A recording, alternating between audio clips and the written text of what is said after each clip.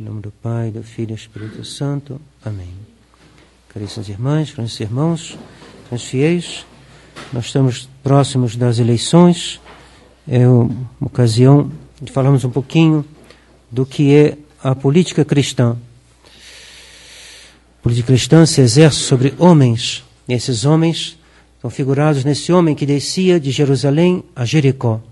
Jerusalém se interpreta cidade da paz, e Jericó se interpreta lua, ou seja, aquilo que muda, que é inconstante, que a lua, quando a gente olha para a lua no céu, a gente vê que às vezes ela está crescendo, às vezes está diminuindo, não que ela diminua em si mesma, mas ela é o símbolo da mudança, da inconstância. Então esse homem vinha de Jerusalém para Jericó. Quem é esse homem? É Adão, nosso primeiro pai. Adão e sua esposa Eva. E eles descem de Jerusalém porque abandonam o paraíso. E vão a Jericó porque vêm para essa inconstância que caracteriza a vida aqui na terra, onde tudo é inconstante. E eles foram assaltados. Bandidos, assaltantes, os feriram e os roubaram. Roubaram o quê? Roubaram a graça. Feriram o quê? Feriram a natureza. A natureza humana está ferida. Quais são as feridas da natureza humana? São 4. Uma na inteligência, outra na vontade e 2 na sensibilidade, que tem uma repercussão sobre nossa alma, porque tudo na nossa alma, a alma que é a forma do corpo e a alma que é esse conjunto humano, né? O conjunto humano do qual a alma é a forma. Então, são 4 feridas. Vamos enunciá-la com outras palavras mais simples. Então, é a ignorância, é a injustiça, ou malícia, é a fraqueza e é a sensualidade, ou intemperança. Então, vamos repetir. Primeiro, a ignorância, depois a malícia, depois a fraqueza, depois a intemperança. O que é a política cristã? A política cristã é fazer como o bom samaritano. É ajudar esse homem que está caído, que Nosso Senhor veio à terra para salvar, e que Nosso Senhor se debruçou sobre ele e o curou com o seu próprio sangue, com o vinho do seu sangue e o óleo do seu ensinamento, e o botou no seu jumentinho e levou para a estalagem, que representa a Santa Igreja Católica. Eis aí o que deve se fazer. Um governante, aquele que tem o cuidado dos seus semelhantes, e isto em todos os níveis, que o pai de família é um governante, ele governa a sua família.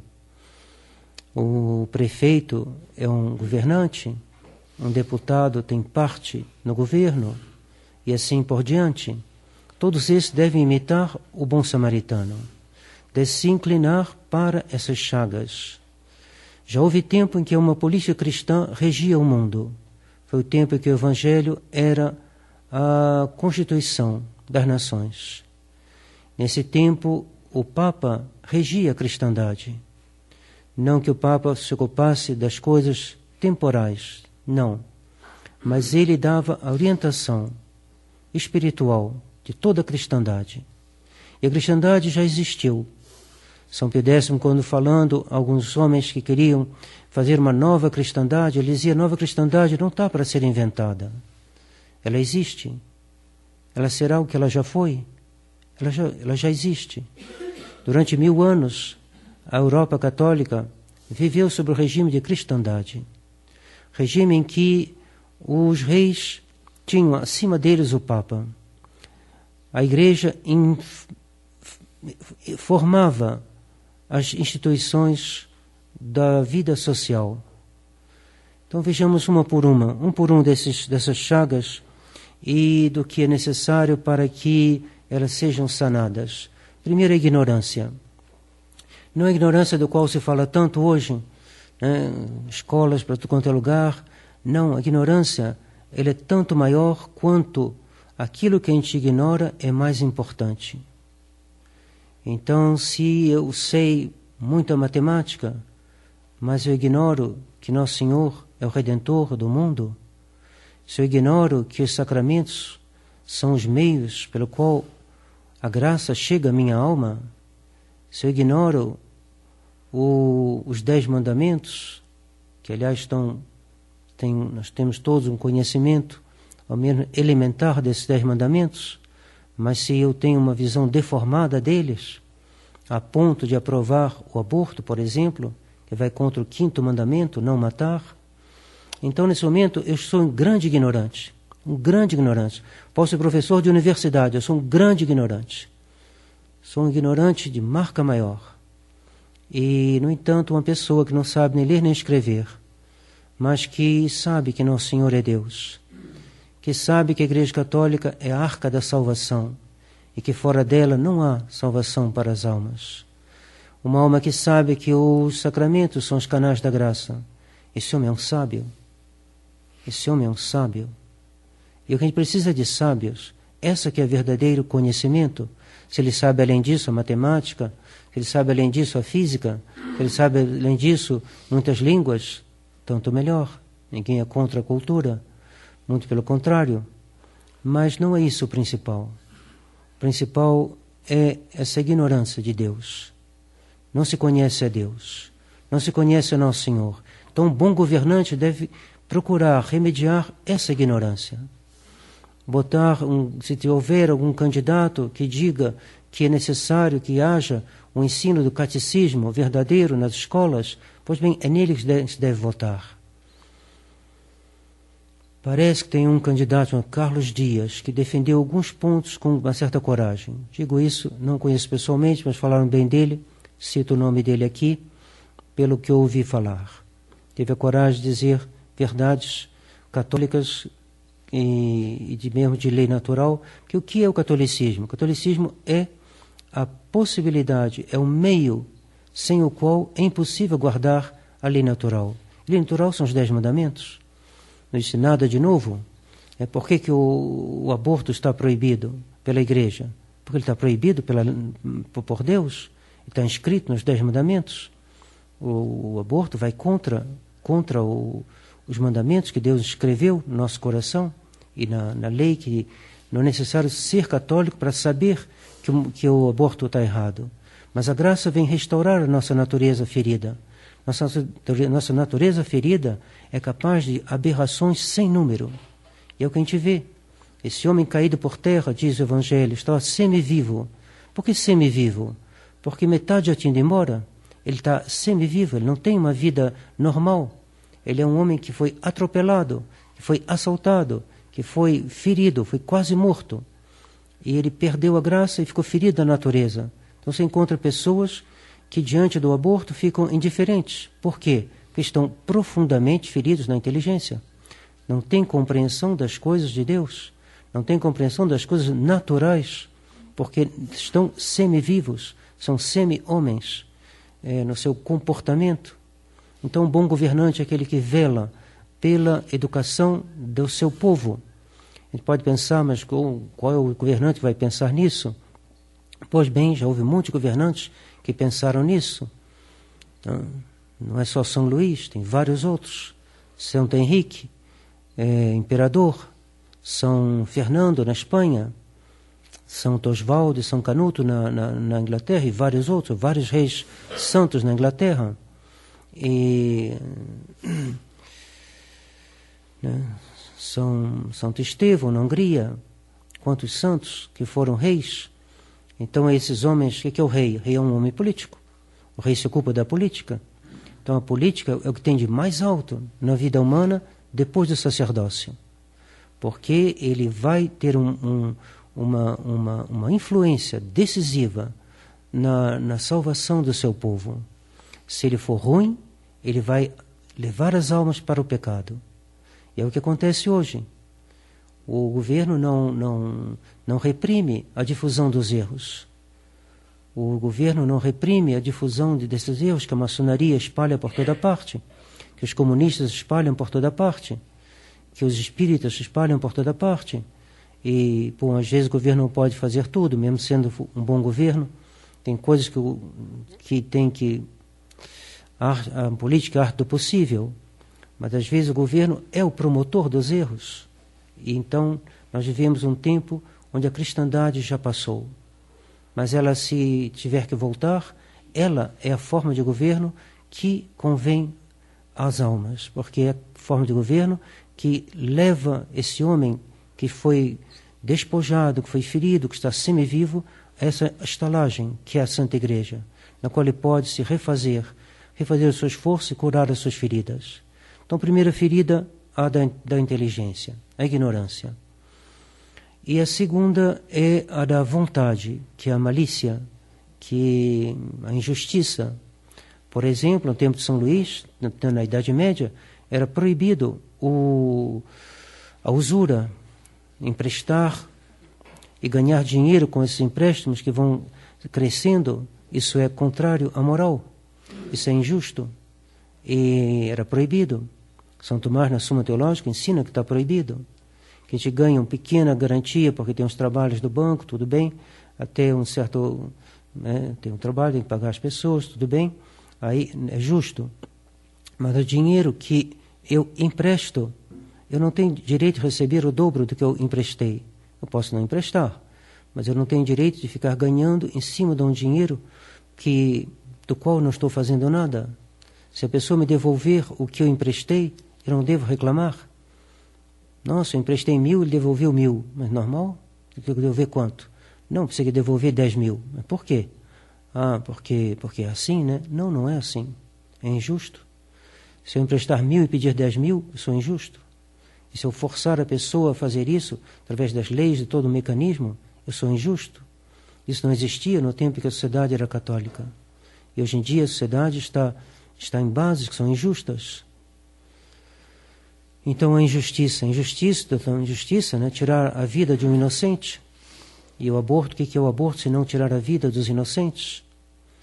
É injusto deixar os bandidos soltos e deixar que eles invadam a casa dos outros e matem os outros, como acontece no... Bom, não digo que seria o objetivo do governo, mas muitas vezes pessoas que invadem a terra dos outros e tomam a terra dos outros. É injusto. É injusto também essa acumulação de riquezas na mão de poucos, devido justamente aos juros. É injusto. E então nossa sociedade ela vive, no tempo de São Luís, ao ideal da profissão, e que deve ser. O ideal da profissão era sustentar uma família. Então não se visava. A igreja reprimia, porque o homem sempre foi o que é hoje.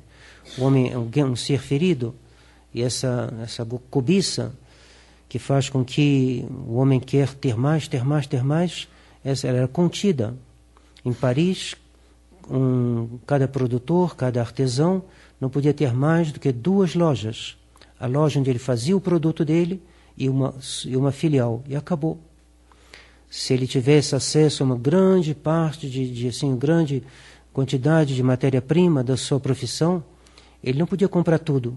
Ele podia comprar só metade. Deixar o resto para os outros. Por quê?